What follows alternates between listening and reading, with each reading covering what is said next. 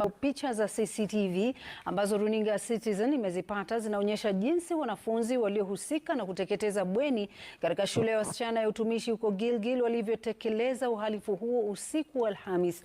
Kulingana na wapelelezi wa DCI wanaongozwa na Martin Nyuguto, washukiwa 8 wamekamatwa akiwemo mshukiwa mkuu wa kisa hicho. Mwanahabari wetu Franklin Wala anatueleza yaliyomo kwenye kanda hiyo ya CCTV katika taarifa ifuatayo.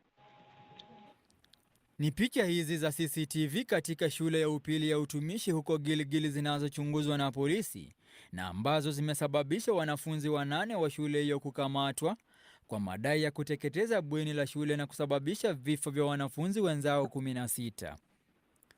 Picha hizo zinaonyesha wanafunzi 5 wakitembea kwenye bweni hilo la Merlin Waithera mwendo wa saa 6 na dakika 10 usiku. Wakati huu wenzao walikuwa wamelala wasijue kilichokuwa kikiendelea. Wanafunzi hao wanafika eneo linalotambulika kama Cube 11 na kusimama kwa muda mfupi huku wakishauriana. Mmoja wao anajaribu kuficha uso. Mkononi wamebeba champali zao. Dakika moja baadaye wanafunzi hao wananaswa kwenye video wakikimbia kuelekea upande wa kutoka nje ya bweni hilo, lakini kuna wanafunzi 2 ambao wanasalia nyuma wakiwa wamebeba kiberiti na mkoba mkononi. Wanafunzi hao wanawasha moto na kisha wanaondoka wakitembea bila wasiwasi wowote. Hatua chache kutoka hapo wanafika eneo lingine kwenye bweni hilo ambalo kulikuwa na matandiko na kuwasha moto tena.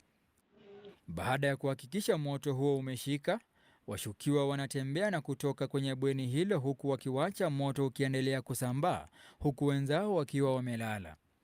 Mwendo wa saa 6 na dakika 13, moto ulionekana kuendelea kusambaa kwa kasi. Kuna baadhi ya wanafunzi waliogutushwa kutoka kwa usingizi na wanaonekana wakikimbilia usalama wao. Katika chini ya muda wa dakika 5, moto ulikuwa umesambaa na kuwa mkubwa. Wanafunzi wanajaribu kujiokoa na kutoroka kutoka kwa bweni huku moto ukiendelea kusambaa na kuwafikia baadhi ya wanafunzi waliokuwa wamelala. Inaarifiwa washukiwa walitumia mafuta taa kuteketeza bweni hilo. Moto huo uliwashwa karibu na mlango wa kutoka na hivyo kuzuia baadhi ya wanafunzi kutoroka.